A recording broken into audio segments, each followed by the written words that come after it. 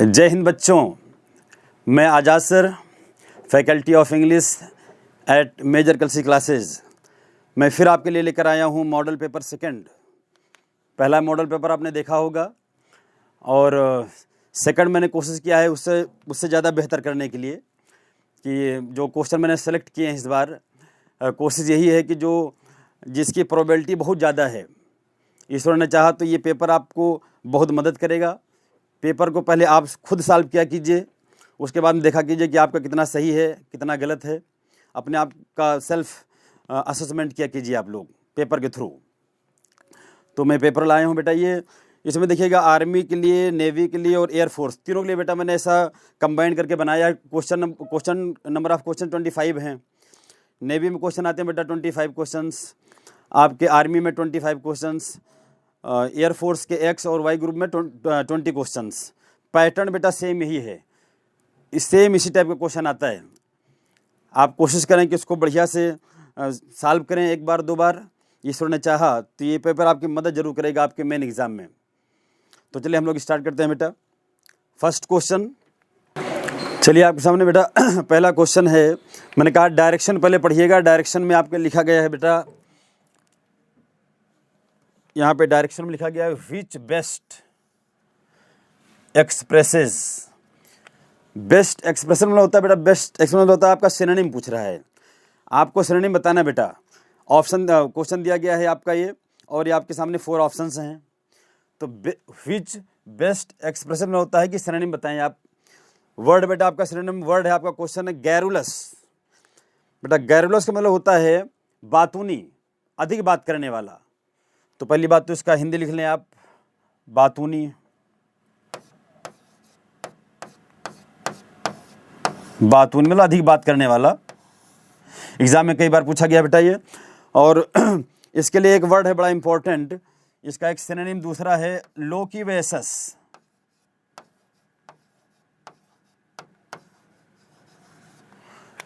लोक्यूवेसस, garrulous, लोक्यूवेसस, talkative, chatty, communicative, बहुत सारे इसके सिनोनिम्स हैं बेटा।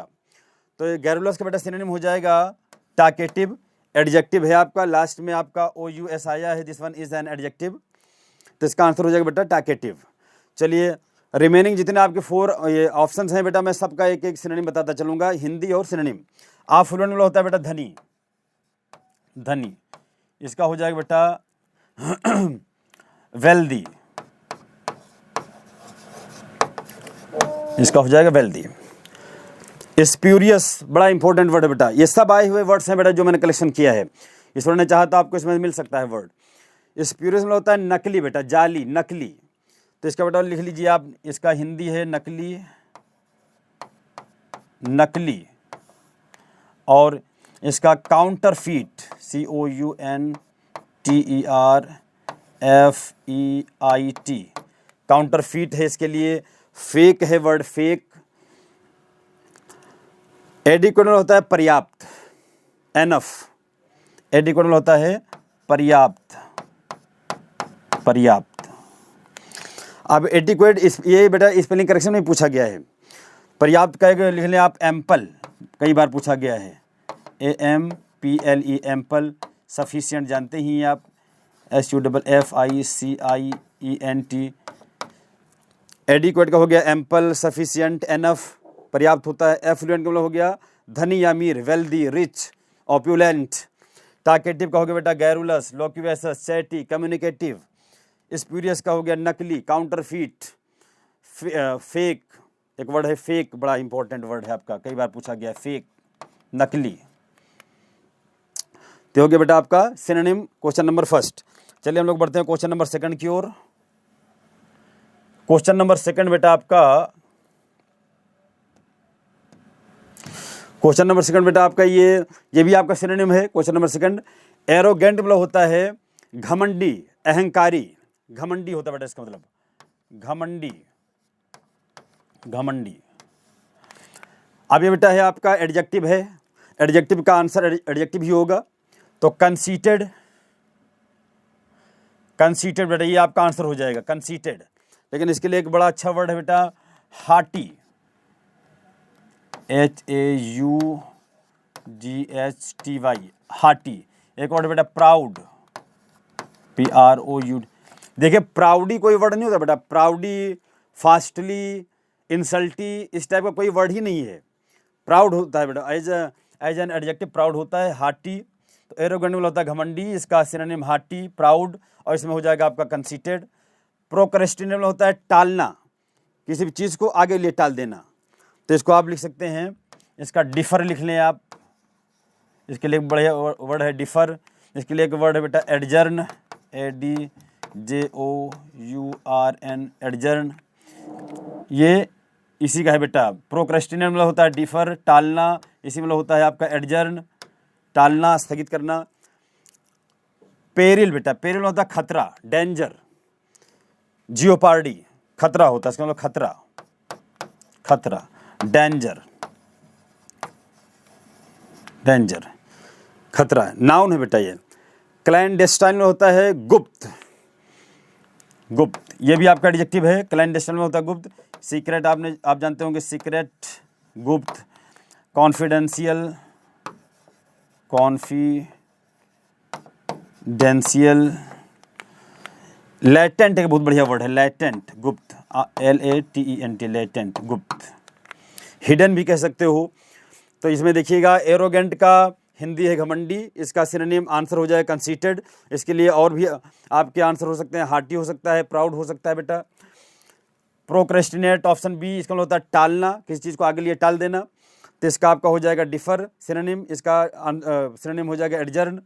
तीसरा है आपका पेरिल, पेरिल होता है खतरा, नाउन है आपका। डेंजर, खतरा होता है, इसका मैंने लिख दिया डेंजर हो सकता है इसका। जियोपार्डी भी हो सकता है। क्लैंडेस्टाइन में होता है गुप्त, छिपा हुआ, तो इसका बेटा हो जाएगा सीक्रेट हो जाएगा, कॉन्फिडेंशियल हो जाएगा, लेटेंट हो जाएगा, हिडन हो जाएगा, अंडरस्टूड हो जाएगा, कई सारे वर्ड्स हैं बेटा। नेक्स्ट क्वेश्चन की ओर हम लोग बेटा बढ़ते हैं। क्वेश्चन नंबर नेक्स्ट वन, इसको पहले मिटा दिया जाए। Question number next one, that is, ये मैंने कहा कि आप डायरेक्शन जरूर पढ़ें बेटा, डायरेक्शन इज मस्ट, डायरेक्शन को पढ़ना इसेंशियल है।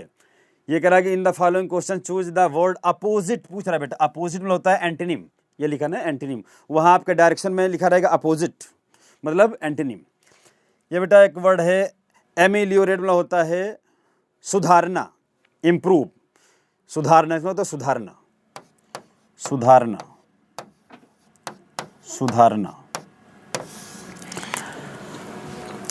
अब इसका एंटीनिम अपोजिट, वर्स होता है, एडजेक्टिव होता है वर्स, इसमें आपने लगा दिया एन, बन गया हमारा वर्ब, बन गया एडजेक्टिव, बन गया वर्ब, क्योंकि आपने लास्ट में एन लगा दिया। वर्स बन गया वर्सन, बिगाड़ना, सुधारना, इसका मतलब हो जाएगा बिगाड़ना, बिगाड़ना हो जाएगा, बिगाड़ना, बदतर करना। अब देखिए जितने भी आपको बेटा ये रिमेनिंग जो आपके ऑप्शंस हैं, मैं सबका एंटीनिम से बता देता हूं आपको। वर्च्यू में होता है सदाचार, वर्च्यू में होता है सदाचार, इसका बेटा एंटीनिम हो जाएगा, इसी का एंटीनिम हो जाएगा बेटा वाइस, VICE, वर्च्यू का वाइस, बड़ा इंपॉर्टेंट है। आसन में होता है स्वीकृत या सहमति, इसका होता है स्वीकृत या सहमति, स्वीकृति या सहमति, इसका हो जाएगा बेटा डिसेंट, DISSENT। एंटीनिम है बेटा, एंटीनिम बता रहा हूं। एमेलियोरेट का एंटीनिम वर्सन, वर्च्यू का एंटीनिम वाइस, वर्च्यू मतलब सदाचार, वाइस मतलब होता है दुराचार, आसन मतलब होता है स्वीकृत या सहमति, इसका हो जाएगा एंटीनिम डिसेंट। प्रोफाउंड मतलब होता है जो बहुत गहरा हो, गहरा, गहरा, तो इसका बेटा हो जाएगा गहरा का एंटीनिम बता रहा हूं बेटा इसका सुपरफिशियल, सुपरफिशियल, गहरा, जो मतलब छिछला हो, जिसमें गहराई ना हो, सुपरफिशियल। नेक्स्ट क्वेश्चन बेटा, ये भी आपका एंटीनिम है बेटा, एंटीनिम बेनेवोलेंट। देखो जिस वर्ड के स्टार्टिंग में BENE या BEN आए, इसका मतलब कि वो वर्ड हमेशा आपको पॉजिटिव मीनिंग कन्वे करेगा। बेन, जैसे बेनेडिक्शन है, बेनिफिशियल है। बेनेवोलेंट होता है उदार, होता है उदार, जिसको आप बोलते हो जेनरस, मैग्नानिमस, लीनियंट, काइंड, बहुत सारे वर्ड्स हैं। तो बेटा इसका एंटोनिम हो जाएगा मेलवोलेंट। बेनेवोलेंट का एंटोनिम हो जाएगा मेलवोलेंट। इलिसिट, ये लिसिट है बेटा, लिसिट मतलब होता है कानूनी, आपने उसमें लगा दिया IL तो ये बन गया आपका एंटोनिम। इलिसिट मतलब होता है गैर कानूनी, तो इसका एंटोनिम क्या हो जाएगा बेटा, इसका हो जाएगा LICIT। ये होता है अवैध, ये हो जाएगा वैध। इसको आप कहते हैं लीगल भी कह सकते हो बेटा, इसको लीगल, LEGAL। इलिसिट का एंटोनिम लिसिट और लीगल। फेक मतलब होता है नकली, तो इसका हो जाएगा बेटा ऑथेंटिक कह सकते हो आप। ये नकली का असली हो जाएगा AU, ऑथेंटिक, ऑथेंटिक हो सकता है बेटा। जेन्युइन, GENUINE, जेन्युइन हो सकता है आपका असली। ओरिजिनल हो सकता है बेटा इसका, ओरिजिनल। ये सब बेटा एंटोनिम बता रहा हूं मैं। जेनिथ मतलब होता है सबसे उच्चतम या शीर्षतम बिंदु, क्लाइमेक्स जिसको बोलते हैं, क्लाइमेक्स, अपेक्स। तो इसका बेटा एंटोनिम हो जाएगा इसका नादिर या बॉटम। नादिर भी है, बॉटम भी है। जेन्युइन होता है अपेक्स, हाईएस्ट पॉइंट, क्लाइमेक्स।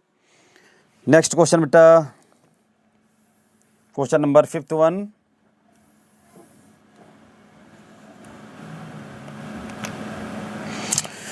ये आ गया बेटा आपका, क्या है डायरेक्शन भाई, इसमें क्या करना है आपको, out of the 4 alternative choose the one which can be substituted for the given. अच्छा, वन वर्ड सब्सटीट्यूशन है बेटा।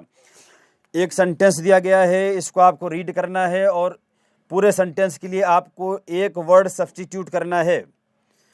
पूरे सेंटेंस के लिए एक वर्ड सब्सटीट्यूट करना है। कौन सा वर्ड, जो आपके सामने ऑप्शन में दिया गया है। लिखा है animals that can live both on land and in water. ऐसे जानवर जो पानी में और ज़मीन पर दोनों जगहों पर रह सकते हों। ऐसे जानवर जो पानी में भी रह सकते हों, जल के अंदर और जल के बाहर, यानी स्थल पर भी। तो इसका बेटा हो जाएगा आपका एम्फीबियन।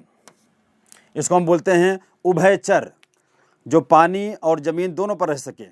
अच्छा, जो केवल पानी में रह सके बेटा, देखिएगा एक वर्ड है AQUA, एक्वेटिक। एक्वेटिक मतलब होता है केवल जल में रहने वाला। और एक होता है टेरेस्ट्रियल, TERRESTRIAL, टेरेस्ट्रियल केवल स्थल, केवल ज़मीन पर रहने वाला। एक्वेटिक केवल जल में रहने वाला। एम्फीबियन जो ज़मीन और वाटर दोनों में रह सके। ये उभयचर हो गया, ये जलचर, ये स्थलचर। चलिए, एनीहिलेट एक वर्ड है, स्पेलिंग करेक्शन में कई बार पूछा गया है। एनीहिलेट में होता है डिस्ट्रॉय, किसी चीज़ को बर्बाद, नष्ट कर देना, डिस्ट्रॉय। या रूट आउट, जड़ से ख़त्म कर देना। या इरेडिकेट, इसके लिए कई सारे वर्ड्स हैं। Eradicate, root out, destroy, ruin. Immigrant, immigrant का मतलब होता है, ये वन वर्ड में पूछा गया कई बार। देखिए, एक होता है इमिग्रेंट, एक होता है एमिग्रेंट। एमिग्रांट होता है, ग्रेंट। आई है तो मतलब आने वाला, जो दूसरे देश का कोई व्यक्ति आने वाला हो दूसरे देश में रहने के लिए। जहाँ आने की बात होगी वहाँ आई वाला, आई मतलब इन, आने वाला। इमिग्रांट होता है अप्रवासी, दूसरे देश का व्यक्ति अपने यहाँ रहने के लिए आ रहा है। और एमिग्रांट होता है जाने वाला, कोई ऐसा व्यक्ति जो दूसरे देश में जा रहा हो रहने के लिए। तो इसकी हिंदी होती है अप्रवासी, इसका होता है उत्प्रवासी। आई मतलब आ रहा है, कमिंग, और ई मतलब गोइंग, जा रहा है। बायोग्राफी मतलब होता है कि किसी व्यक्ति के जीवन के बारे में कोई दूसरा व्यक्ति लिखे, एक किताब बना दे, पूरा उसकी जीवन की हिस्ट्री लिख दे। जैसे मैं दूसरे के बारे में लिखता हूँ, दूसरे व्यक्ति के जीवन के बारे में पूरा उसकी कहानी, तो बायोग्राफी होगी। मैं अपनी कहानी खुद से लिखूँ तो हो जाएगा ऑटोबायोग्राफी, ऑटो हो जाएगा, AUTO, ऑटोबायोग्राफी हो जाएगा।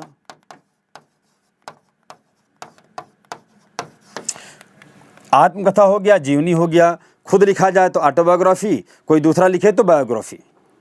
Next question,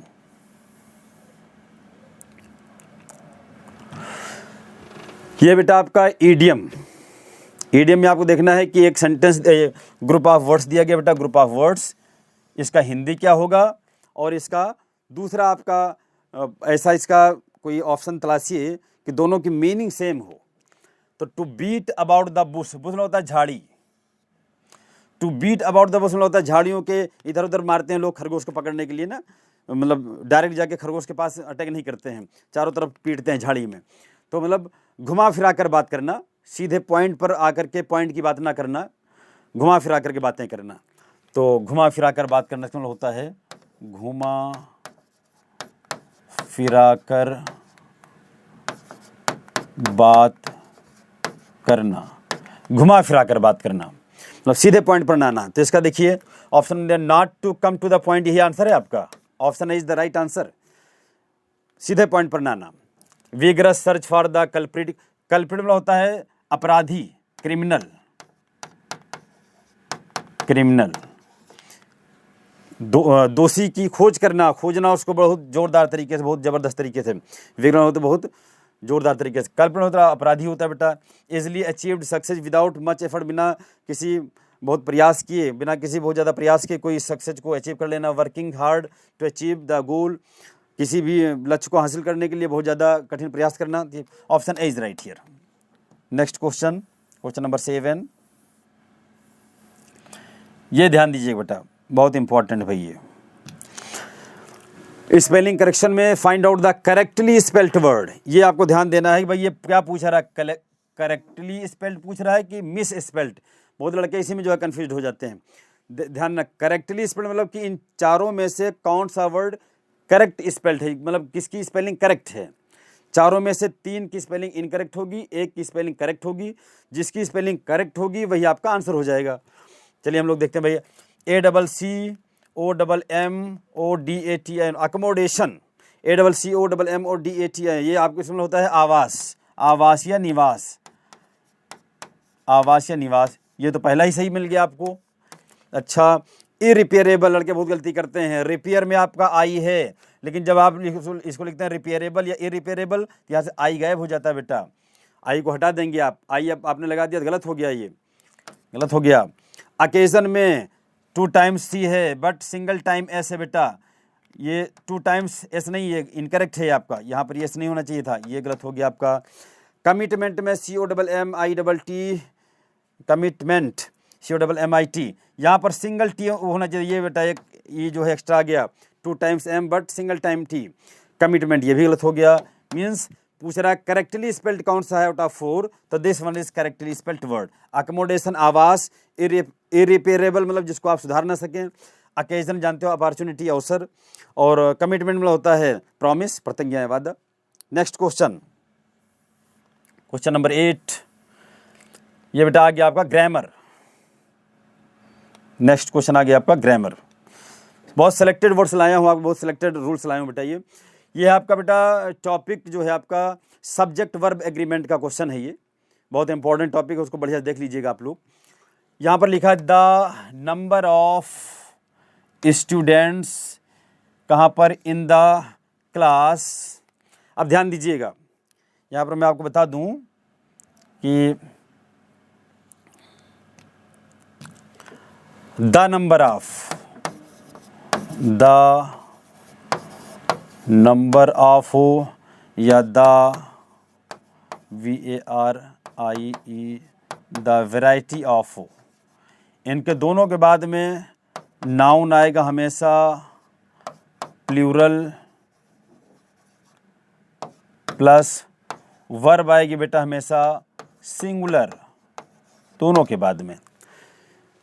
the number of, the variety of, the number of, इनके बाद में नाउन जो आएगा दोनों के बाद में वो प्लूरल होगा, और इनके बाद में जो वर्ब आएगी वो सिंगुलर होगी बेटा हमेशा। और इसी में हम एक स्थान पर बेटा यहाँ पर हम द के स्थान पर यहाँ पर हम ए कर दें, आ नंबर ऑफ या आ वैरायटी ऑफ, तब इसके बाद में आने वाला नाउन भी प्लूरल होगा, और इसके बाद में आने वाली जो वर्ब होगी ये भी प्लूरल होगी। ध्यान रखिएगा, द नंबर ऑफ और द वैरायटी ऑफ के बाद में noun plural verb singular, a number of a variety of के बाद में नाउन भी प्लूरल और वर्ब भी आपका प्लूरल। तो यहाँ ध्यान दीजिए क्या पूछ रहा है भाई, द नंबर ऑफ तो यहाँ पर द नंबर ऑफ के बाद में आपका, मैंने आपसे बताया भाई कि द नंबर ऑफ के बाद में जो नाउन आएगा वो तो प्लूरल होगा, लेकिन जो वर्ब आएगी यहाँ पर सिंगुलर होगी। तो यहाँ पर हो जाएगा आपका सिंगुलर में आपका आया है हैज़ बीन रेड्यूस्ड, कम होते जा रहे हैं, तो हैज़ हो जाएगा बेटा। Option number A is right here. Singular आएगा, बाकी समय प्लूरल दिया गया है। क्वेश्चन नंबर नेक्स्ट वन,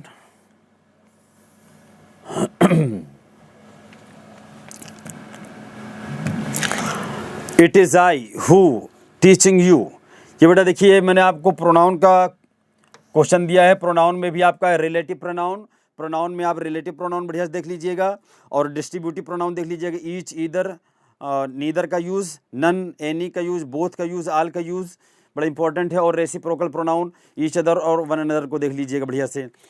देखिए ध्यान दीजिए, मैंने आपको बताया कि जब यहाँ पर ये रिलेटिव प्रोनाउन है बेटा, रिलेटिव प्रोनाउन, रिलेटिव प्रोनाउन अगर सब्जेक्ट का रोल प्ले कर रहा हो तो ये अपने बाद में लेगा वर्ब। रिलेटिव प्रोनाउन के बाद में आने वाली वर्ब को गवर्न करता है उसके ठीक पहले आने वाला एंटीसीडेंट, एंटीसीडेंट। अब यहाँ एंटीसीडेंट है आई, आई के साथ में ना तो इज लगेगा, आई के साथ में ना तो आर लगेगा, आई लेता है एम, यहाँ पर हो जाएगा आपका एम। वर्ब आएगी हु के लिए, लेकिन गवर्न करेगा इसको एंटीसीडेंट, जो कि रिलेटिव प्रोनाउन के ठीक पहले आया होगा। जब भी हम रिलेटिव प्रोनाउन को यूज़ करते हैं as a verb, as a subject, तो इसके बाद में वर्ब जरूर आती है। तो इसकी बाद में आने वाली जो वर्ब होती है वो गवर्न या डिसाइडेड होती है इसके पहले आने वाले एंटीसीडेंट के द्वारा। यहाँ आई है एम, यहाँ ही होता इज हो जाता, यहाँ दे होता आर हो जाता। जैसा एंटीसीडेंट वैसा इसी के लिए वर्ब। रिलेटिव प्रोनाउन में आप देखिए दैट, हु और व्हिच, ये तीन देख लीजिएगा, बस एनफ है। इसमें भी सबसे ज़्यादा इंपॉर्टेंट दैट है। कौन कौन सी ऐसी कंडीशन हैं कि अगर रिलेटिव प्रोनाउन के पहले ये कुछ वर्ड्स हैं आए हों तो हमेशा दैट ही आएगा, कौन कौन सी कंडीशन। और मैंने आपको बताया भाई कि रिलेटिव प्रोनाउन के बाद में आने वाली वर्ब उसी के पहले आने वाले नाउन या प्रोनाउन जिसको हम बोलते हैं एंटीसीडेंट के द्वारा गवर्न की जाती है। Next question, question number next one, he deals general merchant, बिसाती का मीन्स किराना कह लो आप। तो यहां पर ध्यान दीजिए बेटा, ये वर्ब है आपका ही डील्स। अब यहां पर ध्यान दीजिएगा, DEAL डील इन होता है, DEAL डील विथ होता है, और DEAL डील आउट होता है बेटा। तीन होते हैं बेटा इसके लिए। डील इन होता है व्यापार करना, व्यापार करना, व्यापार करना। डील इन होता है व्यवहार करना, बर्ताव करना, लिख सकते हो आप बर्ताव करना। और डील आउट में होता है बांटना या वितरित करना, बांटना या वितरित करना। तीन है आपके साथ में। अब वो क्या करता है, जनरल मर्चेंट का क्या करेगा, व्यापार कर रहा होगा, सीधी सी बात है। तो सेंटेंस का आप अर्थ पढ़िएगा, और डील के साथ में, डील वर्ब के साथ में तीन आते हैं preposition, in, with and out. In मतलब होता है डील इन, व्यापार करना। डील विथ, किसी के साथ में बर्ताव करना। डील विथ का एक मीनिंग और भी होता है वर्णन करना, टू एक्सप्लेन, वर्णन करना। और डील आउट मतलब होता है बांटना, टू डिस्ट्रीब्यूट। यहाँ पर जनरल मर्चेंट का कोई व्यापार करेगा, इसलिए यहाँ पर डील के साथ में आ जाएगा option C, deal in. Next question, next question है आपका, no sooner had I entered the house than the lights went out. जैसे ही मैं घर में प्रवेश किया वैसे ही लाइट चली गई। नो सूनर बेटा ध्यान दीजिए, बहुत इंपॉर्टेंट आपका वर्ड है नो सूनर। नो सूनर से जब आपका सेंटेंस स्टार्ट हो, एडवर्ब है आपका ये। जब भी नो सूनर से आपका सेंटेंस स्टार्ट हो तो पहला कंडीशन देखिएगा कि इसके तुरंत बाद में जहां भी सब्जेक्ट होगा उसके पहले हेल्पिंग वर्ब आनी चाहिए। यानी कि नो सूनर से सेंटेंस स्टार्ट होगा तो वहाँ पर रूल ऑफ इन्वर्जन आएगा। रूल ऑफ इन्वर्जन एडवर्ब का एक छोटा सा पार्ट है, 10-12 उसमें रूल्स हैं कि कोई ऐसी कंडीशन जब सेंटेंस असर्टिव हो लेकिन उसमें सब्जेक्ट से पहले हेल्पिंग वर्ब का यूज़ किया जा रहा हो। असर्टिव सेंटेंस में सब्जेक्ट के पहले हेल्पिंग वर्ब का यूज़ किया जाना ही रूल ऑफ इन्वर्जन कहलाता है। यहाँ पर जब भी सेंटेंस नो सूनर से स्टार्ट होता है तो उसके तुरंत बाद में जो सब्जेक्ट आएगा उसके पहले हेल्पिंग वर्ब का आना एसेंशियल है। नो सूनर से स्टार्ट होने वाले सेंटेंस में रूल ऑफ इन्वर्जन जरूर लगेगा, नंबर 1। दूसरी बात, नो सूनर अपने साथ में दूसरा जो क्लाज होता है वो स्टार्ट करता है भाई कंजंक्शन देन से। कोई सेंटेंस अगर नो सूनर से स्टार्ट है तो उस सेंटेंस में हमेशा 2 वर्ब्स होंगी। जो दूसरी वाली वर्ब होगी उसके पहले जो सब्जेक्ट होगा उसके पहले कंजंक्शन आएगा, और वो कंजंक्शन हमेशा देन होगा। एग्जामिनेशन में कभी कभी देन करके देता है वो, देन, तो देन नहीं होता है, देन होता है। नो सूनर अपने साथ हमेशा देन लेकर आता है बेटा। तो नो सूनर के बाद में हैड आया है, उसके बाद में सब्जेक्ट आया है, तो ये सही है आपका। और यहाँ पर देन भी आया है, तो ऑल इज करेक्ट। यहाँ पर there is no need of improvement, यहाँ पर आपको सुधार करने की कोई ज़रूरत नहीं है। सेंटेंस अपने आप में सही है, इसलिए आपका आंसर हो जाएगा ऑप्शन डी, नो इम्प्रूवमेंट। ये पैटर्न अभी तक आपके यहाँ आया नहीं नो इम्प्रूवमेंट का। आपके यहाँ सेंटेंस फिलर आता है, स्पॉटिंग एरर आता है, लेकिन मैंने दे दिया कि क्योंकि वो लोग पैटर्न चेंज भी कर सकते हैं, पैटर्न आजकल चेंज हो रहा है, तो हो सकता है सेंटेंस इम्प्रूवमेंट दे दें, अंडरलाइन कर दें कि भाई इसमें कोई इम्प्रूवमेंट की रिक्वायरमेंट है। इस टाइप का भी एक पैटर्न है आपके यहाँ। फिलहाल आपके यहाँ पूछा नहीं जाता, लेकिन आप जान लें इसको। नेक्स्ट,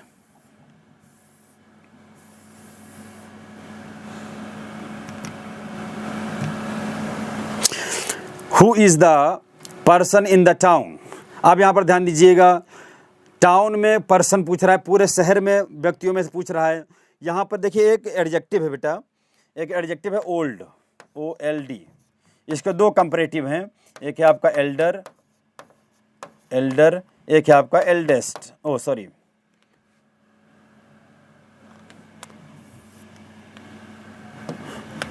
एक है आपका ओल्डर। एल्डर का सुपरलेटिव डिग्री है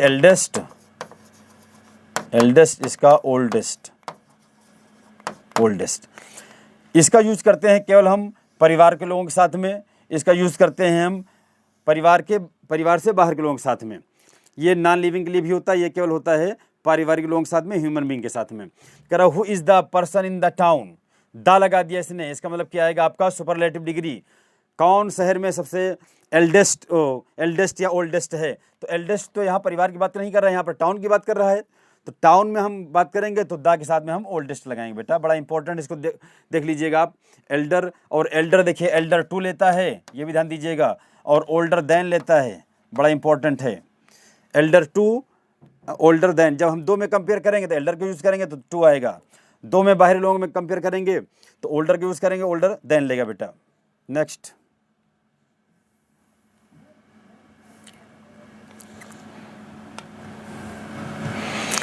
एक क्वेश्चन आता है बेटा आपका कि America is from China than India. जहां पर हम डिस्टेंस की बात करें, दूरी की बात करें, तो एक आपका एडजेक्टिव बेटा फार, और इसी का कंपैरेटिव बेटा फारदर, सुपरलेटिव फारदेस्ट। तो ध्यान रखिएगा, कह रहा है कि America is China India, America में डिस्टेंस की बात हो रही है बेटा, तो यहाँ पर आएगा आपका फार का कंपैरेटिव 2 में, क्योंकि देखो देन आया है, जब सेंटेंस में कहीं देन आया हो तो देन के पहले एडजेक्टिव की कंपैरेटिव डिग्री का आना एसेंशियल है। तो यहाँ पर हो जाएगा फार का, कहाँ गया फारदर, ये आंसर हो जाएगा बेटा, ये आंसर हो जाएगा। जब भी हम डिस्टेंस की बात करेंगे तो फार के कंपैरेटिव डिग्री हम फारदर का यूज़ करेंगे। फारदर और फर्दर 2 को देता है, फर्दर मतलब होता है अतिरिक्त, ये डिस्टेंस की बात करेगा क्योंकि फार से रिलेटेड है ये। तो America is farther from China than India.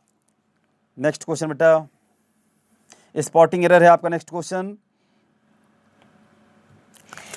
My father gave me a 10 rupees note. एक स्ट्रक्चर है, जरा देख लें इसको। आपका cardinal adjective plus cardinal adjective hyphen noun plus noun, ये ध्यान दीजिएगा। कार्डिनल एडजेक्टिव किसको बोलते हैं भाई? 1 2 3 4 5 6 7 8 9 10, इसको हम बोलते हैं कार्डिनल एडजेक्टिव। ऑर्डिनल होता है first, second, third, fourth. Multiplicative होता है आपका सिंगल, डबल, ट्रिपल। तो यहाँ पर कार्डिनल एडजेक्टिव, यहाँ पर फिर कार्डिनल एडजेक्टिव और हाइफन, इसको हम बोलते हैं, हाइफन का चिन्ह है, फिर नाउन, फिर लास्ट में नाउन। इस टाइप का कभी आपको स्ट्रक्चर मिले तो हमेशा ध्यान रखिएगा, ये हाइफन के बाद में जो नाउन आया है, ये वाला कार्डिनल और नाउन, ये दोनों मिलके बन जाते हैं बेटा एडजेक्टिव, जिसको हम बोलते हैं कंपाउंड एडजेक्टिव, कंपाउंड एडजेक्टिव। और कभी भी एडजेक्टिव के लास्ट में या कभी भी एडजेक्टिव में हम एस या ईएस का यूज नहीं करते हैं। एस या ईएस का यूज करते हैं केवल या तो वर्ब में या तो नाउन में, वर्ब को सिंगुलर बनाने के लिए और नाउन को प्लूरल बनाने के लिए। एडजेक्टिव में तो हम लोग एस या ईएस लगाते नहीं हैं। ये यहाँ पर कार्डिनल एडजेक्टिव और हाइफन प्लस नाउन, हाइफन से ये दोनों जुड़ करके बन जा रहे हैं कंपाउंड एडजेक्टिव, और इसमें हम एस या ईएस नहीं लगा सकते हैं। इसीलिए ध्यान दीजिएगा, यहाँ पर आया है ए। अच्छा, यहाँ पर आपका आर्टिकल भी आ सकता है, समटाइम्स आर्टिकल में आपका ए या एन भी आ सकता है पहले वाले कार्डिनल के स्थान पर। तो यहाँ गया गेव मी आ दे दिया, इसके बाद में 10 दे दिया। 10 क्या है आपका, यही कार्डिनल एडजेक्टिव है। रुपीज़ क्या है, ये वाला नाउन है। तो यही जो आपका हाइफन के बाद वाला नाउन होगा, ये बेटा हमेशा सिंगुलर होगा, हमेशा ये होगा सिंगुलर। रीजन मैंने आपको बता दिया, क्योंकि कार्डिनल और नाउन हाइफन जोड़ने के बाद में बन जाते हैं कंपाउंड एडजेक्टिव, और एडजेक्टिव के लास्ट में कभी भी एस या एस नहीं लगा सकते हो आप। इसीलिए ध्यान दीजिएगा, इस स्ट्रक्चर में इस वाले नाउन में कभी भी आप एस या एस नहीं लगा सकते हैं। नाउन का सबसे इंपॉर्टेंट रूल है बेटा, ये बढ़िया से पढ़ लीजिएगा इसको। नेक्स्ट क्वेश्चन आ गया, क्या पूछ रहा है भाई ये,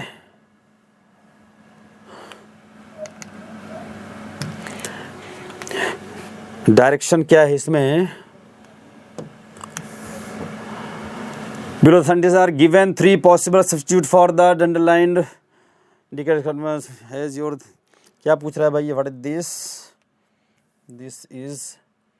अच्छा, ये भी आपका सेंटेंस फिलर है। Our Gangotri is considered the most sacred river. यहाँ पर जो है डिवीजन किया गया है, ध्यान दीजिएगा। ये स्पॉटिंग एरर का दूसरा एक पैटर्न है। पूरा सेंटेंस लिख दिया गया है, उसके बाद में इस सेंटेंस को 4 सेक्शन में डिवाइड किया गया है। इसमें इन्होंने ऐसे ऐसे ऑब्लिक नहीं लगाया है। तो अब देखिए 4 सेक्शन में कहीं कोई एरर है क्या, नहीं। ध्यान दीजिएगा, Gangotri is the name of a river. किसी भी नदी के नाम के पहले आर्टिकल द आता है, नदी के नाम के पहले द आता है। लेकिन अगर जहाँ पर भी आपको आर्टिकल द का यूज़ करना है, अगर वहाँ पर कोई भी आपका पजेसिव एडजेक्टिव आ गया, कोई भी डिमॉन्स्ट्रेटिव एडजेक्टिव आ गया, कोई भी आपका डिस्ट्रीब्यूटिव एडजेक्टिव आ गया, तो उस कंडीशन में आप उस नाउन के पहले आर्टिकल द का यूज़ नहीं करेंगे। यहाँ पर नदी के नाम के पहले द आना चाहिए था, लेकिन यहाँ पर आ गया पजेसिव एडजेक्टिव आवर, इसीलिए अब आपको गंगोत्री के पहले आर्टिकल द लगाने की ज़रूरत नहीं है, आप नहीं लगा सकते हैं। यहाँ पर आपका हो जाएगा no improvement. Our Gangotri is सही सेंटेंस आपका, no error. Active and passive voice, active and passive voice आपको एक्टिव से पैसिव में चेंज करना होगा, पैसिव से एक्टिव में चेंज करना होगा। क्वेश्चन आपके सामने है बेटा, देखें। The child upset the salt over everything. तुरंत जब भी आपको एक्टिव से पैसिव में चेंज करना हो तो पहला काम देखिएगा कि आपका जो गिवन सेंटेंस है उसका टेंस क्या है। यहाँ पर ध्यान दीजिएगा, there is no helping verb. Sentence में हेल्पिंग वर्ब ना होने का मतलब सेंटेंस 2 ही टेंस का हो सकता है, या तो होगा प्रेजेंट का इंडेफिनिट या तो होगा पास्ट का इंडेफिनिट। चलिए भाई देखते हैं, यहाँ पर सब्जेक्ट है आपका द चाइल्ड, सिंगुलर है। अगर ये प्रेजेंट इंडेफिनिट होता तो सब्जेक्ट सिंगुलर है, यहाँ पर होता अपसेट्स, लेकिन यहाँ पर सब्जेक्ट सिंगुलर है और वर्ब आपके सिंगुलर, तो ये वर्ब आपकी सिंगुलर नहीं है। ये है आपका एक्चुअल में ये अपसेट जो है ये वर्ब की यहाँ पर V2 है, सेकंड फॉर्म। जैसे सेट का तीनों फॉर्म सेम होता है, सेट से सेट, वैसे आपका ऑप्शनल होता है गिरा देना। तो अपसेट का फर्स्ट, सेकंड और थर्ड फॉर्म सेम है। अगर ये होता प्रेजेंट इंडेफिनिट तो यहाँ पर द चाइल्ड के साथ में यहाँ अपसेट्स होता। अगर अपसेट्स यहाँ पर नहीं है तो इसका मतलब कि V2 है आपका। V2 मतलब कि आपका पास्ट इंडेफिनिट। तुरंत देखिएगा, पास्ट इंडेफिनिट में पैसिव वॉइस में पास्ट इंडेफिनिट के हेल्पिंग वर्ब है वाज और वर। आप जो है एक्टिव वॉइस की और पैसिव वॉइस की 8 टेंसेज की जिनका एक्टिव से पैसिव बनता है, 8 टेंसेज की एक्टिव की और पैसिव की हेल्पिंग वर्ब रट लीजिए आप। अब ध्यान दीजिएगा, पैसिव में पास्ट इंडेफिनिट के हेल्पिंग वर्ब है वाज या वर। देखिए इसमें कितने में वाज या वर आया है, वाज या वर। यहाँ पर इज आ गया, गलत हो गया, यहाँ पर इज आ गया, गलत हो गया, वाज यहाँ पर आया, यहाँ पर फिर इज आ गया। देखिए हेल्पिंग वर्ब से ही आपका 99% क्वेश्चन सॉल्व हो जाएगा। यहाँ पर आपका पास्ट इंडेफिनिट का एक्टिव का हेल्पिंग वर्ब होता है डिड, पैसिव का होता है वाज या वर। यहाँ पर आपका हो जाएगा द साल्ट, साल्ट मतलब कि आपका हो जाएगा सिंगुलर। अब इसके साथ में वाज, और वाज इत्तिफाक से केवल एक ही में दिया है, यही आपका आंसर हो जाएगा। Next question, open the door. Next question है आपका, ओपन द डोर, ये है बेटा आपका इम्परेटिव सेंटेंस। इम्परेटिव ध्यान दीजिएगा, इम्परेटिव सेंटेंस में अगर वर्ब का ऑब्जेक्ट दिया गया हो तो उसको दो तरीके से आप बना सकते हैं, पैसिव। इम्परेटिव सेंटेंस में यदि वर्ब का ऑब्जेक्ट दिया गया हो तो उसका पैसिव दो तरीके से बन सकता है। एक तो बन जाएगा आपका लेट से, और दूसरा बन जाएगा आपका यू आर से। अब यहाँ पर ओपन द डोर, अगर यहाँ पर ऑर्डर का सेंस है तो हो जाएगा यू आर ऑर्डर्ड, ऑर्डर्ड, फिर लग जाएगा प्रीपोजिशन टू प्लस जो आपका सेंटेंस है पूरा का पूरा सेंटेंस, फिर कंप्लीट सेंटेंस हो जाएगा। इसका एक तो बन जाएगा कि you are ordered to open the door, और एक हो जाएगा आपका लेट से, लेट के बाद में आपको हो जाएगा ऑब्जेक्ट, फिर बी प्लस V3। देखिए भाई, लेट ऑब्जेक्ट क्या है, the door, let the door be, open का हो जाएगा ओपेंड, देखिए कहीं है, let the door be opened, let the door be opened, ये आपका आंसर हो गया। अच्छा, यहाँ पर अगर हम रिक्वेस्ट की बात करें, इंपरेटिव में ध्यान रखिएगा, इंपरेटिव में अगर हम रिक्वेस्ट की बात करें, जैसे हम यहाँ पर करते हैं भाई प्लीज, प्लीज या काइंडली के साथ में हम इंपरेटिव सेंटेंस यूज करें तो इसका पैसिव केवल एक ही तरीके से बनेगा, यू आर रिक्वेस्टेड, वो लेट से नहीं बनेगा, ध्यान रखिएगा। नेक्स्ट क्वेश्चन, नेक्स्ट है आपका नरेशन। डायरेक्ट से इनडायरेक्ट में आपको चेंज करना है बेटा, डायरेक्ट से इनडायरेक्ट में आपको चेंज करना है। तो डायरेक्ट से इनडायरेक्ट में चेंज करते समय आपको 5 बातों का ख्याल रखना होता है। नंबर 1, ये जो रिपोर्टिंग वर्ब है ये किस में चेंज होगी, इसको क्लियर करता है आपका, इसको डिसाइड करता है आपका ये जो रिपोर्टेड स्पीच में सेंटेंस दिया गया है, सेंटेंस ये बताएगा कि ये रिपोर्टिंग वर्ब किस में चेंज होगा। उसके बाद में यहाँ पर जो है कामा इन्वर्टेड कामाज है, यहाँ पर कंजंक्शन कौन आएगा, इसको बताएगा आपका रिपोर्टेड स्पीच में यूज़ किया गया सेंटेंस, जैसा सेंटेंस होगा वैसा कंजंक्शन यहाँ पर आएगा। सब बुक में लिखा गया, आप लोग एक बार पढ़ लीजिएगा इसको, बताने में क्योंकि समय कम रहता है, सब नहीं बता सकते हैं भाई। उसके बाद में यहाँ पर अगर ये पास्ट टेंस में है तो इसके अंदर का टेंस भी चेंज होगा। अब यहाँ पर अगर आपका फर्स्ट या सेकंड पर्सन का प्रोनाउन यूज़ किया गया है, आई वी यू अगर यूज़ किया गया है तो वो भी आपका चेंज होगा। अब ध्यान दीजिएगा, पास्ट में है तो इसमें का इसका मतलब टेंस चेंज होगा।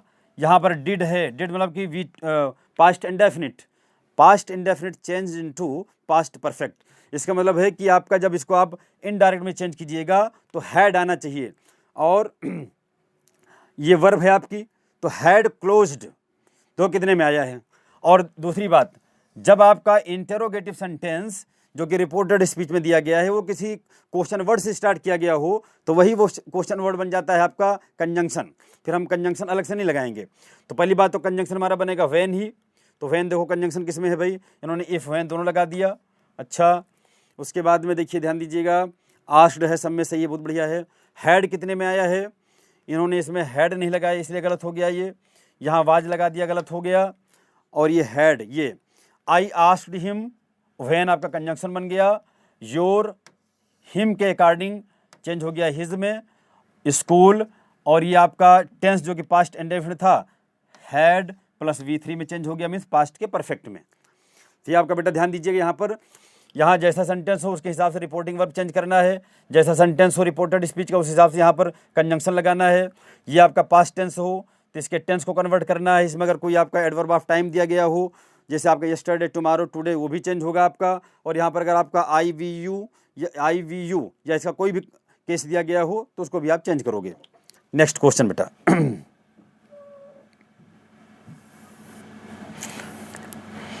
नेक्स्ट क्वेश्चन भी आपका है नरेशन ही है, डायरेक्ट से इनडायरेक्ट में चेंज करना है आपको।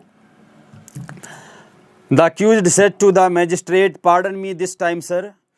कोई अक्यूज्ड होता है, अपराधी जो है मजिस्ट्रेट से क्या करेगा, निवेदन करेगा, गिड़गिड़ाएगा उनके सामने, भीख मांगेगा, क्षमा याचना करेगा। तो ध्यान दीजिएगा, ये आपका पार्डन, ये इंपरेटिव स्ट्रक्चर, इंपरेटिव सेंटेंस है बेटा। ये रिपोर्टेड स्पीच में इंपरेटिव सेंटेंस का यूज़ किया गया हो तो जो आपका बेटा ये होता है रिपोर्टिंग वर्ब, इसको आप इसी के सेंस के हिसाब से कई में चेंज कर सकते हो, जैसा सेंस होगा वैसे चेंज करोगे आप। Ordered, advise, suggested, proposed, warned, बहुत सारे वर्ड्स हैं। यहाँ पर कोई एक्यूज, कोई अपराधी मजिस्ट्रेट से क्या करेगा, वो उनको सलाह देगा, कभी नहीं। उनको कुछ बताएगा, कभी नहीं बताएगा। उनको आदेश देगा, सवाल ही नहीं है। तो यहाँ पर अक्यूज क्या करेगा, बेग्ड करेगा, रिक्वेस्ट करेगा, इंट्रीट करेगा, इम्प्लोर करेगा, उनसे मतलब गिड़गिड़ाएगा उनके सामने। तो सीधी सी बात यहीं पकड़ में आ गया। और उसके बाद में पार्डन, यहाँ पर टू आपने जोड़ दिया प्रेपोजिशन, और पूरा का पूरा सेंटेंस यहाँ पर दिस का भी दैट हो जाता है, ये भी ध्यान रखिएगा। नेक्स्ट क्वेश्चन,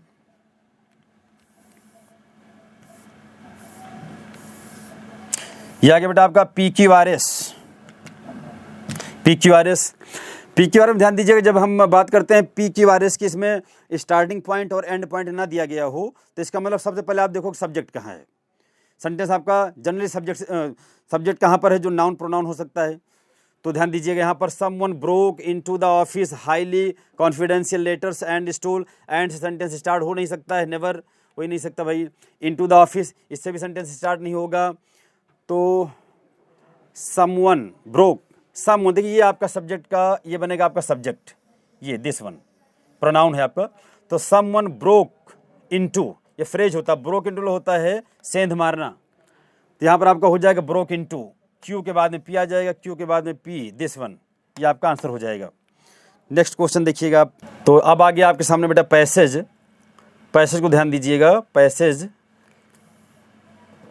हम लोग पढ़ते हैं तेजी से क्योंकि टाइम थोड़ा कम है भाई। पैसेज पढ़ते हैं हम लोग, बड़ा इजी पैसेज है हमेशा। वैसे तो पैसेज पढ़ा करो पहले, फिर क्वेश्चन किया करो। द स्ट्रेंजर, एक अजनबी, एग्रीड, राजी हो गया, टू ज्वाइन, शामिल होने के लिए, रॉबिन्स बैंड, रॉबिन के गिरोह में, only on the one condition. एक अजनबी है, वो कोई रॉबिन है, उनका कोई गिरोह है, उसमें शामिल होने के लिए एक शर्त रखता है। ही वांटेड, ही मतलब कि ही स्ट्रेंजर ये चाहता है, to join a competition of shooting arrows with Robin's, वो क्या करता है, तीरंदाजी का वो प्रतियोगिता करना चाहता है रॉबिन से। अजनबी व्यक्ति है वो रॉबिन नामक व्यक्ति के गिरोह में शामिल होने के लिए कंडीशन रखता है, वो चाहता है कि मैं रॉबिन से तीरंदाजी की प्रतियोगिता करूं। इफ़ ही वाज डिफीटेड, यदि वो हार जाता है, इन दैट कंपटीशन, उस प्रतियोगिता में, तो ही वुड ग्लैडली, वो बाखुशी, join Robin and his man, वो उनके गैंग को ज्वाइन कर लेगा। सून, तुरंत ही, arrangements for the competition was made, तुरंत जो है व्यवस्था कर दी जाती है। ठीक है, रॉबिन बोलते हैं कि चलो मैं तैयार हूँ, अपने आदमी बोलते हैं आप लोग जो है कंपटीशन व्यवस्था कीजिए। रॉबिन्स मैन, जो रॉबिन के आदमी होते हैं, कार्व होता है खोद करके कोई चीज़ बनाना या लिखना। Curve bulls I on the trunk of a tree at a distance of about 50 yards. जो ये हैं आपके रॉबिन के आदमी क्या करते हैं, बुल की जो है आँख बनाते हैं, कार्व मतलब खोद करके। कहाँ पर, ट्रंक में। पेड़ जो होता है, पेड़ का जो ज़मीन से टच्ड होता है, ज़मीन से मोटा वाला जो भाग होता है उसको हम ट्रंक बोलते हैं, तना बोलते हैं उसको। उसी पेड़ के तने पर क्या करता है, वो क्या करते हैं रॉबिन्स के आदमी, बुल की आँख बनाते हैं, कार्व करते हैं। जो कहाँ, जहाँ वो रहते हैं वहाँ से 50 यार्ड्स की दूरी पर। टेकिंग आउट हिज बो, अपने एंड एरो, अपने धनुष बाण को निकाल करके, द मैन, वो स्ट्रेंजर, केयरफुली, सावधानी के साथ, शॉट एंड एरो, तीर मारता है, which struck right into the centre of the bull's eye, ये क्या करता है, निशाना लगाता है अपने तीर से, जो स्ट्रेंजर रहता है। फिर आगे क्या होता है भाई, struck right into the centre, अच्छा भाई, तीर लगा, निशाना लगाता है, तीर जाके एकदम डायरेक्ट उसके बुल की आंख में, सेंटर में जाके स्ट्रक करती है, हिट करती है। Robin's men were surprised at, जो सरप्राइज के बाद हमेशा एट आता है। रॉबिन्स के जो आदमी होते हैं एकदम सरप्राइज हो जाते हैं, at the man's skill, man की कुशलता को देख करके। देन उसके बाद में क्या होता है, robin took the bow and shot and arrow, उसके बाद में रॉबिन जो हेड होता है बैंड का, गिरोह का, वो धनुष बाण उठाता है, वो क्या करता है, took the bow and shot and arrow, वो भी एक तीर मारता है, which not only hit the bull's I in the centre but broke the strangers arrow in the middle. जब रॉबिन मारता है तीर को, तो जो इसका तीर जाता है वो ना केवल बुल की आँख के बीच में एकदम सेंटर में जाके लगता है, हिट करता है, बल्कि उसके बुल का जो आँख बनाया गया होता है उसके सेंटर में तो लगता ही है, साथ साथ जो स्ट्रेंजर का तीर होता है उसको भी 2 टुकड़ों में बांट देता है, तोड़ देता है। इतना ज़बरदस्त निशाना था इसका। फिर आगे क्या होता है भाई, broke stranger's arrow in the middle. Robin thus proved, इस प्रकार से रॉबिन साबित करता है that he had better skills than the stranger.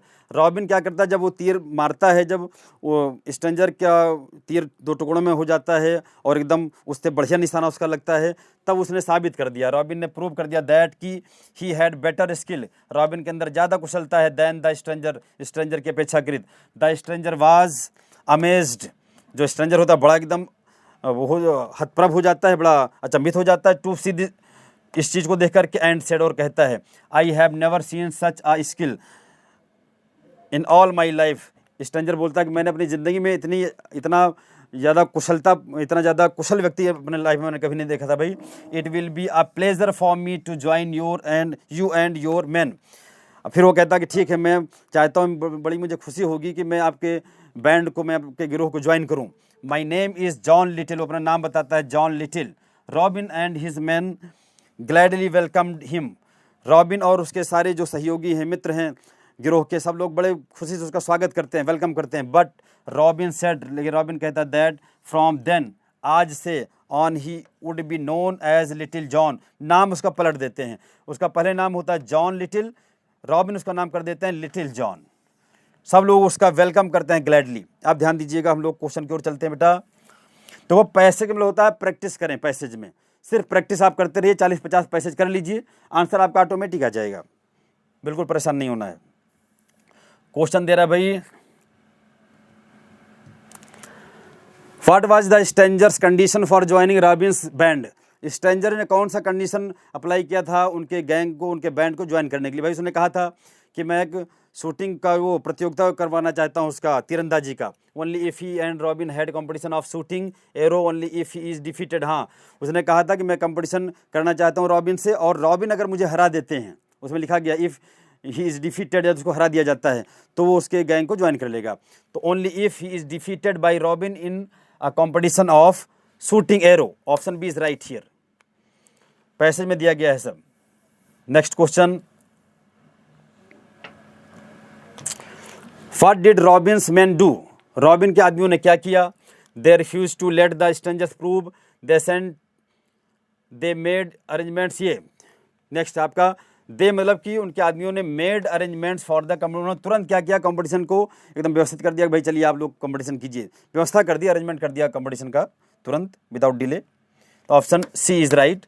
दे मतलब कि the man of robin made arrangement for the competition. आपके पैसेज में एकदम बहुत इजी मैंने दिया है आपको पैसेज इस बार। नेक्स्ट क्वेश्चन,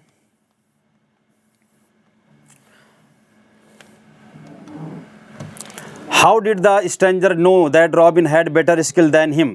किस प्रकार से वो अजनबी को मालूम हुआ कि रॉबिन जो है इस स्ट्रेंजर से ज़्यादा स्किल्ड है, ज़्यादा होशियार, ज़्यादा कुशल है। When Robin's arrow hit the bullseye नहीं, when Robin agreed to let नहीं, when Robin beat him in the नहीं, when Robin's arrow hit the bullseye and broke the stranger's arrow। जब रॉबिन के एरो ने क्या किया था, हिट किया बुल्स की आई को और ब्रोक कर दिया स्ट्रेंजर के एरो को इन 2 पीसेज।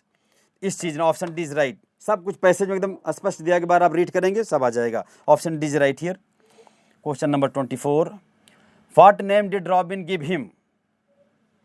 आप ध्यान दीजिएगा, क्या नाम रखा था भाई, एकदम साफ साफ दिया गया है यहाँ पर, ध्यान दीजिएगा, यहाँ पर लिखा गया, ये पैसेज में लिखा गया एकदम लास्ट में मैंने आपको देखिए वो अंडरलाइन भी किया था, ये लिटिल जॉन नाम रख दिया गया, लिटिल जॉन, लिटिल जॉन।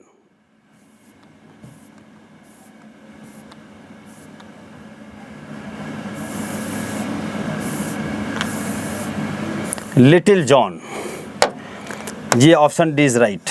पहले उनका नाम था जॉन लिटिल, रॉबिन ने इनका नाम चेंज करके रख दिया लिटिल जॉन। Next question,